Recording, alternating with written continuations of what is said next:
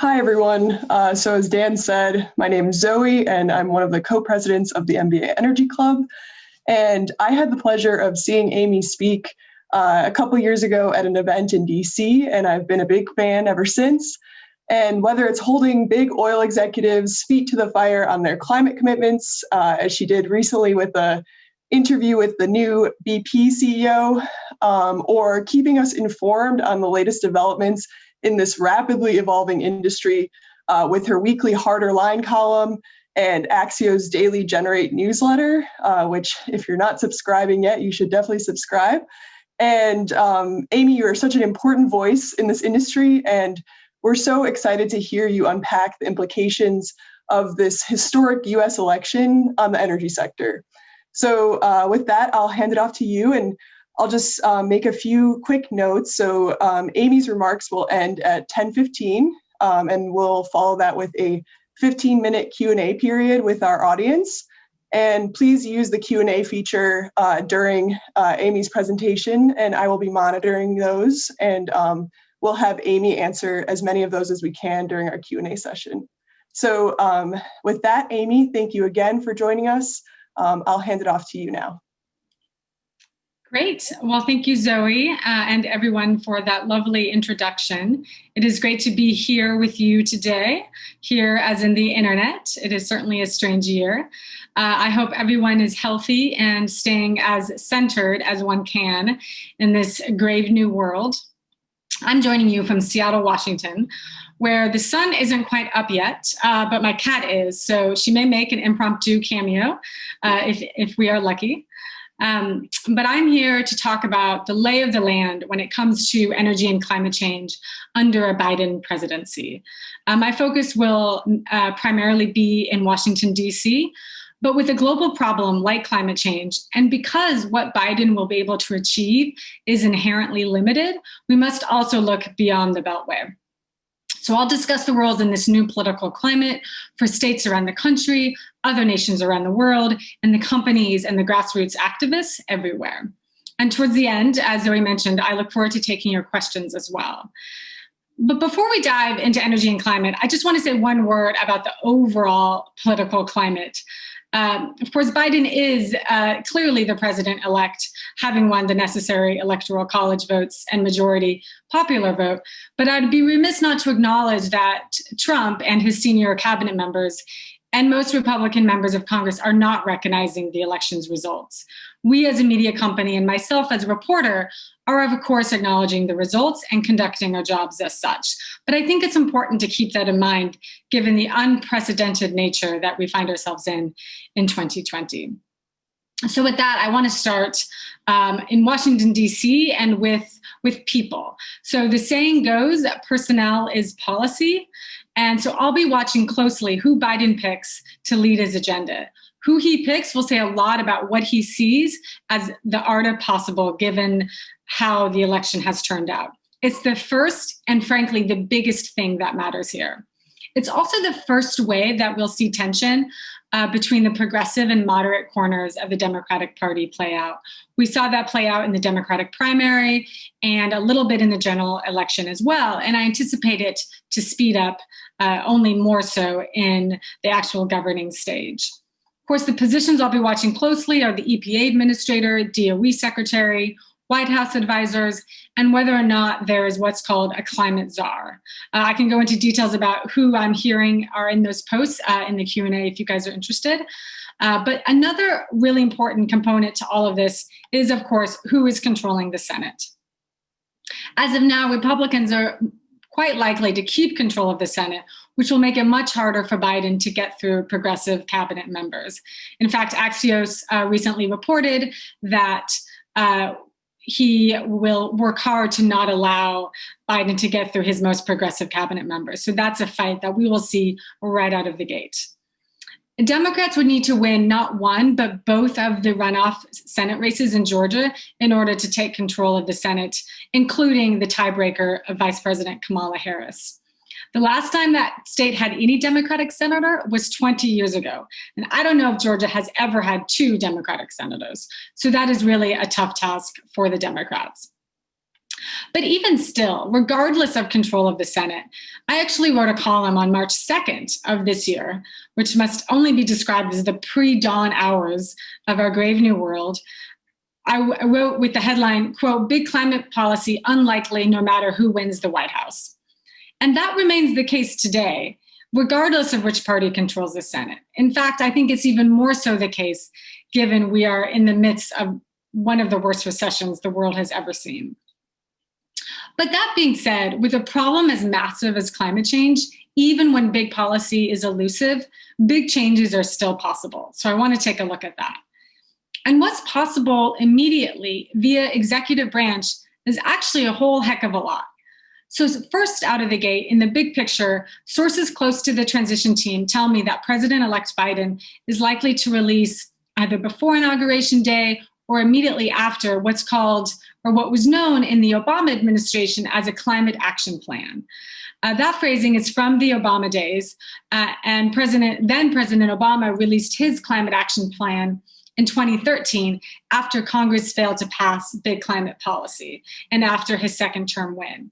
His action plan set off a suite of regulatory actions on climate change. So I expect something like that really sets the overall tone for Biden's agenda to come straight away. Of course, the bulk of Biden's immediate work will be to roll back Trump's rollbacks of Obama's agenda. This is such a clear example of what I call Washington's swinging pendulum.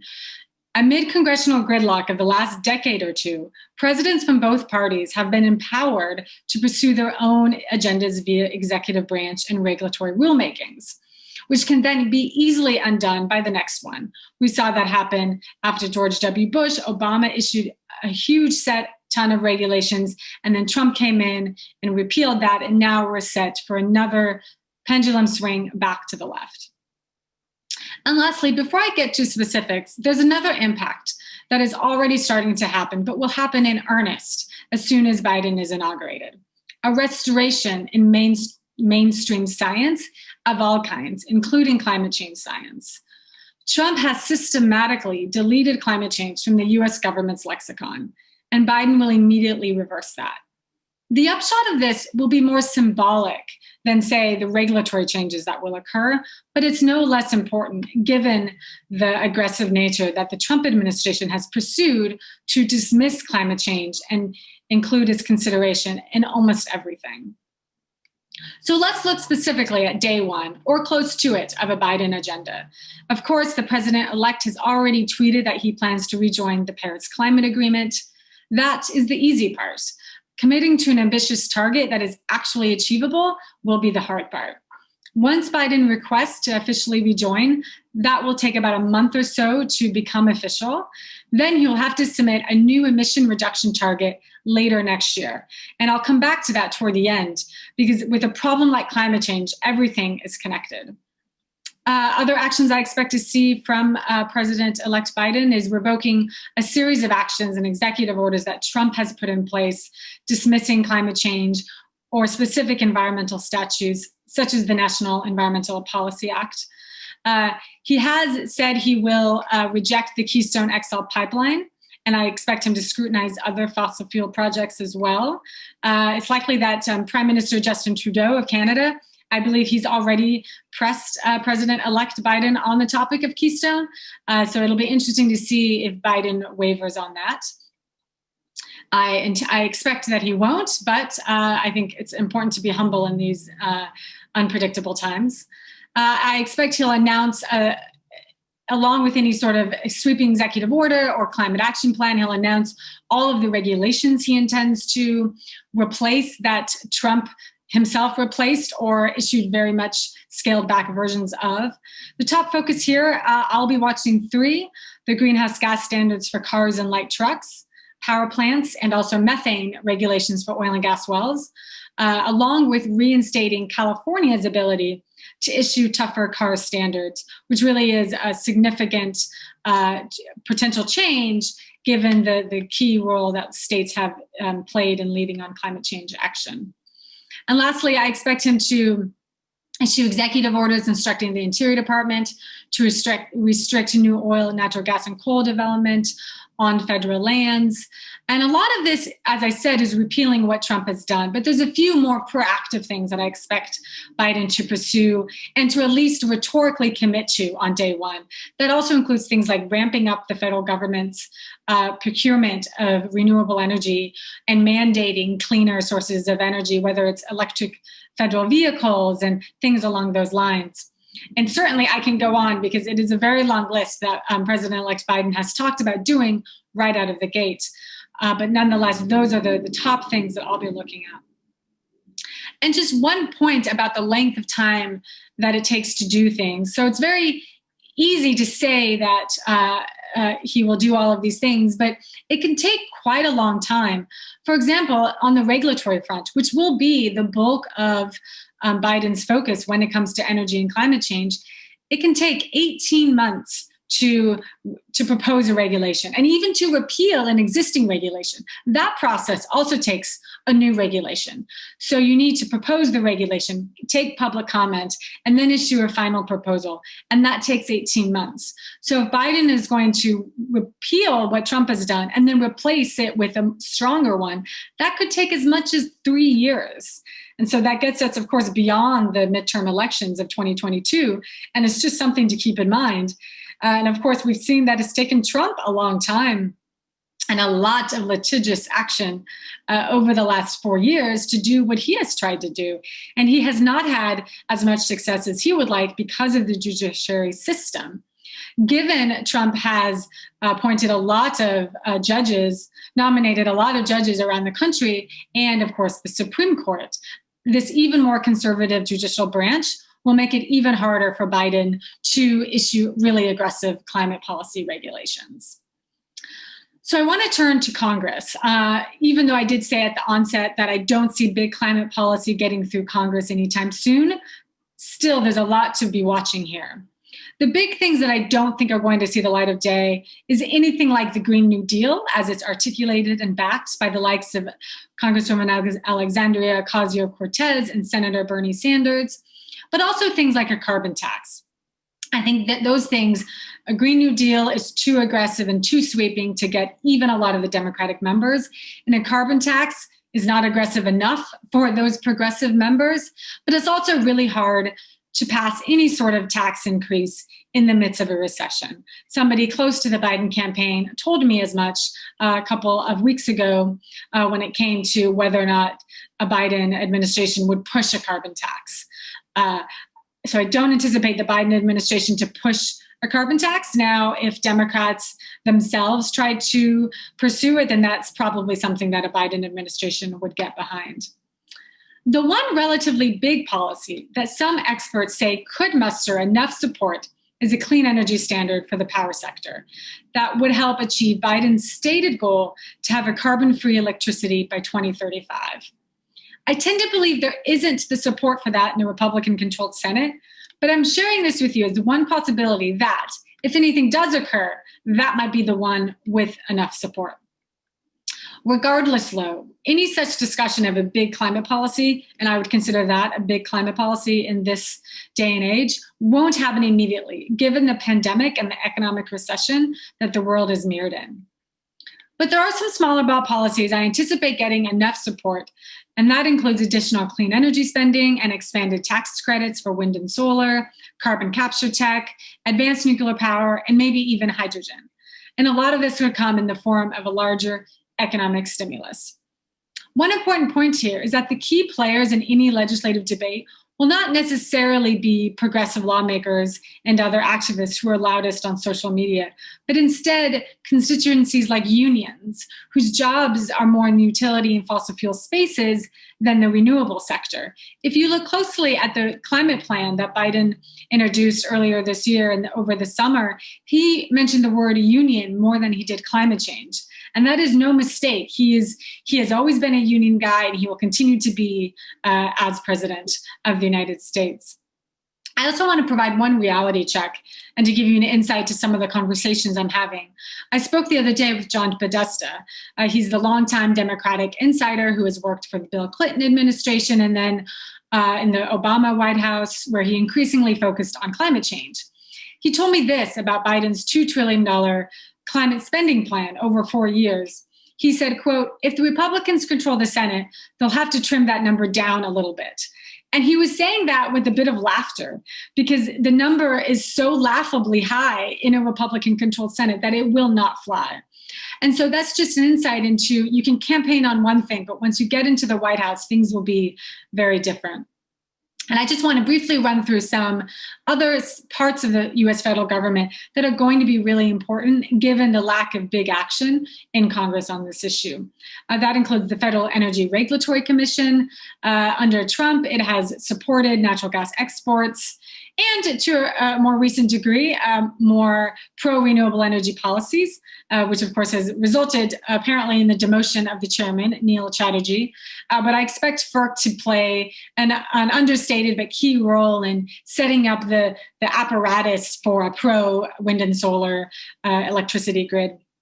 This is Securities and Exchange Commission. I expect the SEC to issue policy over time that would require oil, natural gas, and coal companies to disclose more about the risks that they're facing when it comes to climate change. And then there's also the Kigali Amendment to the Montreal Protocol. Now, I call this the Global Climate Treaty. Very few people have heard of compared to its far more well-known cousin, the Paris Climate Deal. But HFCs, or hydrofluorocarbons, are potent greenhouse gases that are found in refrigerants that help power things like air conditioners. Now, America hasn't signed on to this deal during the Trump administration and has essentially ignored it. So the world has moved ahead without the US, much in the same way the world has moved ahead on the Paris deal without the US. I expect a swift return or a swift signing of this type of policy, likely under Trump, because it had support from virtually everyone except the current president and administration. Republicans on Capitol Hill support it, and the industry impacted supports it as well. So that was a lot. But even all that said, it will be very difficult for Biden to achieve his 2050 goal of a net zero economy without big new laws passed by Congress. So that's where states come in. And I anticipate states, and to a lesser degree cities, the ones controlled by Democrats, to keep pursuing aggressive climate change policies. What I'm watching is California, once it gets its waiver back, or that process ending, I expect California to continue to move full steam ahead. New York, Hawaii, and Washington state are all important liberal states that have been pursuing big policy. And also, to what degree liberal states and cities try to ban natural gas in either new or existing buildings. Just yesterday, San Francisco banned new gas hookups in new buildings, according to the Los Angeles Times. And so I don't expect states and cities to slow down in this regard whatsoever. One intrigue here is that climate policy is no longer just something for academics to write about in their thesis or for journalists to tweet about. It's happening on the ground all over the country and the world. And these liberal states are at the forefront, for better, but also sometimes for worse. For example, before the pandemic, there were massive protests across Hawaii over wind and solar projects that the residents said were taking up too much land. I anticipate that to increase as wind and solar increases across the country. The blackouts in California this summer were due to a lot of causes, but independent experts say one cause was the poor management of the increase of the variable wind and solar. Now, the energy transition must be managed well, or else problems will occur, which will then turn into political backlash and roadblocks to further climate policy. The bottom line is that Biden could, in theory, cite efforts by states in his commitment to the Paris Climate Agreement. Expect a lot of coordination, way more than we saw under the Obama administration, simply due to the fact that states are a lot further along today than they were a decade or even 5 years ago. And it's not just states that are a lot further along. It's also pretty much everyone else, including most other countries and companies. In just the last several weeks, we've seen a lot of new goals pronounced from the place that it matters most, Asia. China just set a goal to be carbon neutral by 2060 and have emissions peak by 2030. South Korea and Japan both recently said they will reach carbon neutrality by 2050. And of course, these are just goals, and ones that, for the leaders committing them, may well be dead by the time they come to fruition. But still, goals are significant markers. And the intrigue here is that although Biden says he will pressure countries to be more aggressive, that is going to ring hollow to nations that have been moving ahead while Trump has withdrawn America. Biden's State Department will have a lot of reassuring to do. What I'm watching will be how the postures of countries that have sided with Trump in recent years will change, such as Australia and Brazil. Will they continue to oppose big action, or will they face and will they give in to pressure from a united front that will now include America? And the other two important constituencies are companies and grassroots. Companies across the spectrum, including oil and natural gas companies, have come a long way under the Trump administration, due to a lot of reasons, but including the fact that Trump has withdrawn so much on climate change that companies have felt the need to step up and to express a concern and a willingness to be part of the solution on climate change. So I'll be looking to see, particularly under this new administration, how oil and gas companies who have spoken positively in support of climate policy in recent years will change now that they have tangible, potentially big climate policy on the agenda.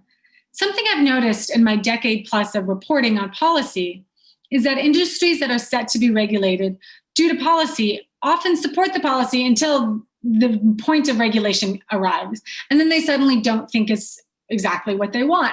So there's a little bit of a hypocrisy there, and I'll be seeing if that occurs here in the Biden administration, specifically when it comes to something like methane regulations for oil and natural gas wells. Last but not least is the role of grassroots activism. A decade ago, the last time Congress tried to do a big climate policy, there wasn't really a concerted and passionate social movement for the cause. Today, AOC and other lawmakers of her ilk have been pushing for this progressive agenda. And Greta Thunberg, the Swedish teenage activist, has been leading a youth-led social movement on climate change, which seemed to be, relatively speaking, born overnight. I don't think a social movement is sufficient to get the world to sincerely and seriously address climate change, but I do think it's a necessary component. And just in my concluding comments, I want to conclude by emphasizing sort of a very unique aspect of how climate change is as a problem compared to something like healthcare or immigration. Climate change is a cumulative problem on a continuum. And by that I mean, by cumulative, I mean the longer we wait, the harder it gets. And by continuum, I mean that there isn't some year by which it will be too late to reduce emissions. This is not a black and white issue. There's a quote that says, "Nothing is ever so bad that it can't be made worse." I think a lot of us feel that way when it comes to 2020. Well, the opposite is also true, that nothing is ever so good that it can't be made better.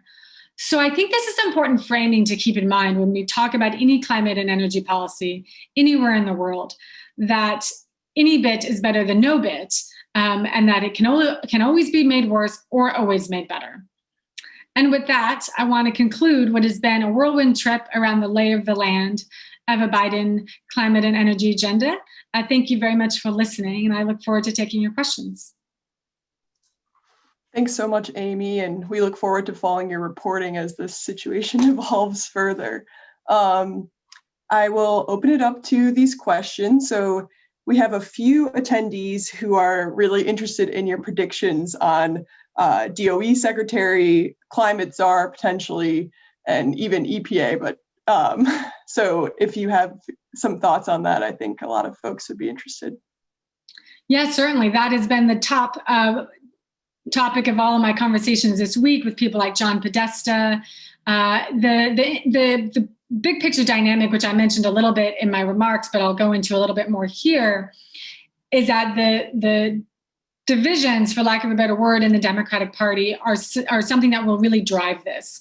The Biden administration will have the progressive demands and then the likely limitations in the Senate controlled by Republicans. So I was speaking with Julian Noyes Bravecat. He is a top official at a progressive think tank called Data for Progress.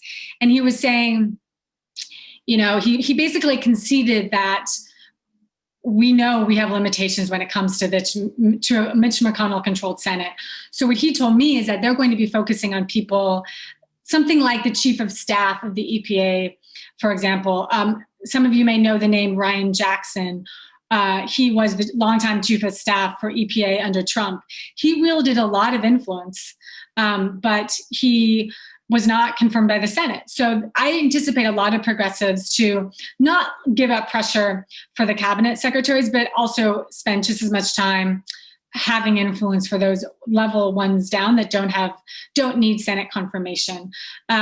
So when I was talking with John Podesta about this, he took a different tact. He said, for example, Governor Jay Inslee would be a great energy secretary before the Senate stayed Republicans. And he said, Podesta said that Inslee would still be a great energy secretary even after the control of the Senate. So I think I anticipate the Biden administration to pick and choose which battles to fight. So just to get into some specific names, Governor Jay Inslee of my home state of Washington has been rumored to be either energy secretary.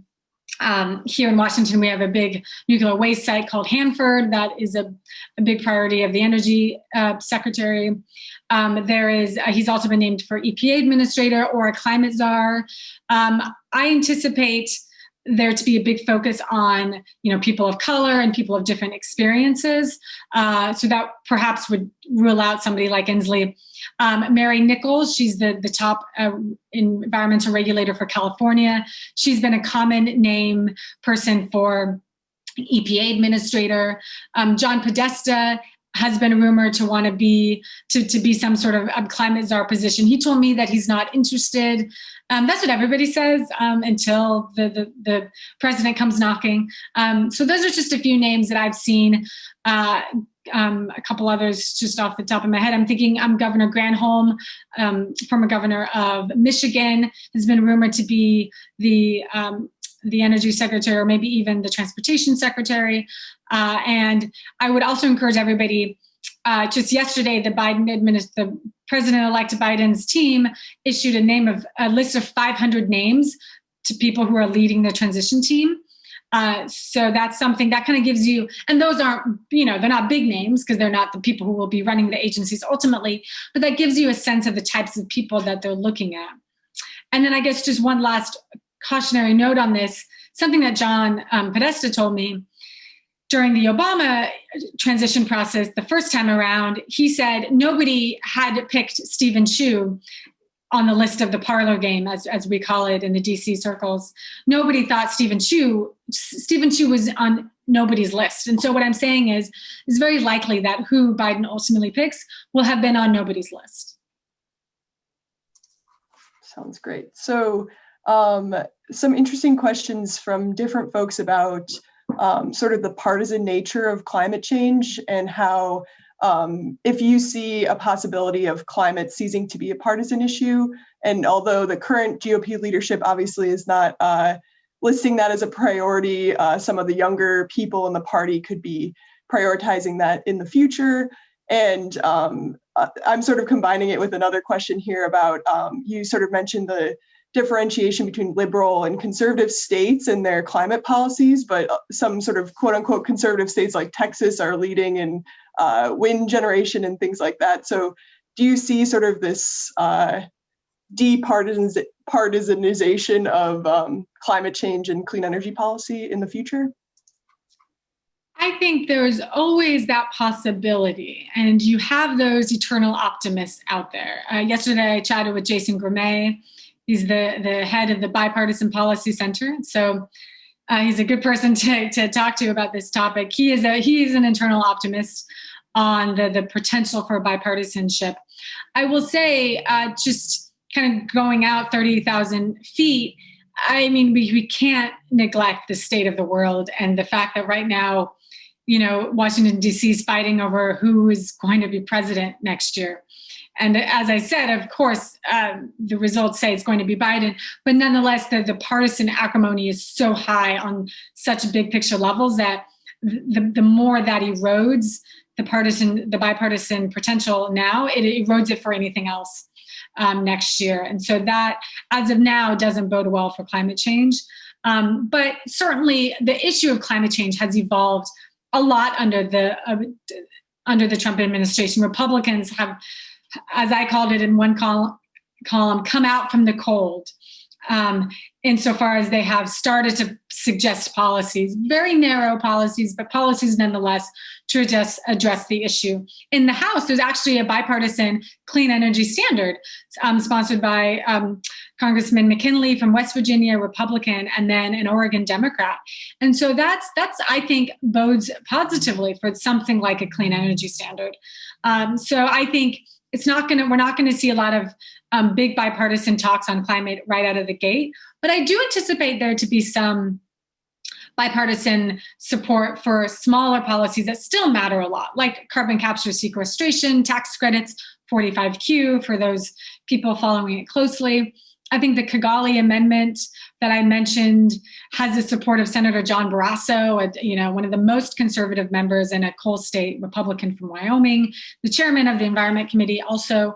And I think that type of support is significant. And although that the Kigali Amendment doesn't get much attention, it could help keep global temperatures down by 0.5 degrees centigrade, which is significant. So I think those types of things should not be overlooked, even if the acrimony of the larger political picture still is very partisan. Another attendees asking, are there any clean energy related executive actions that Trump could still enact in the remaining days of his term while both parties are focused on the election? That is a great question. And there's always 11th hour regulations and actions that Trump could do on a whole host of issues. I think I would say two things on this. Trump has been very aggressive on repealing what his predecessor and those before him have done. So there's actually less on his potential plate, as perhaps there could have been otherwise. There's a couple of reforms for pipeline reviews that could and other fossil fuel infrastructure, LNG export projects, for example, that could streamline the National Environmental Policy Act reviews. So for pipelines and LNG exports, that's something he could push through at the last minute. I also think the Republican control of the Senate is another key concern here, because if Republicans do keep control of the Senate, Democrats won't be able to use what's known as the Congressional Review Act, which basically undoes any last-minute regulations that the preceding administration did.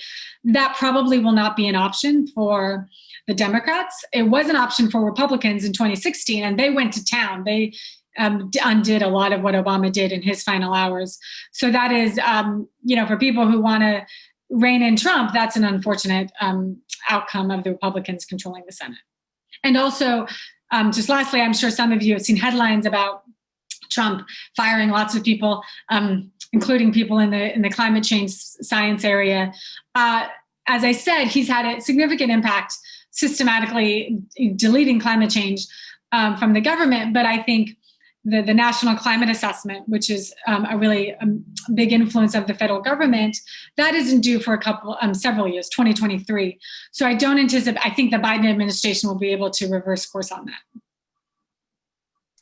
Makes sense. And so this is a highly ranked question here. So what do you think a Biden administration will actually end up doing with respect to the Keystone pipeline currently under construction between Canada and the United States? That damn pipeline has been plaguing this world for 2008. They filed for that permit in September 2008. And I've been covering that pipeline my entire career. And it's just, I don't want to say it's laughable that it's still around, but it's just become a zombie pipeline. And so I think it will be very difficult for Biden to support that pipeline. I don't think he can do that, particularly given he was under the Obama administration who rejected it. And I remember that because I was on vacation and it ruined my entire vacation as I was breaking news on Keystone.